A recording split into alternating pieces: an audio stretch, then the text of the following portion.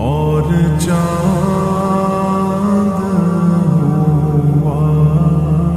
है दो टुकड़े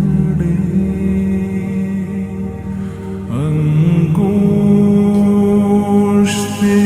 के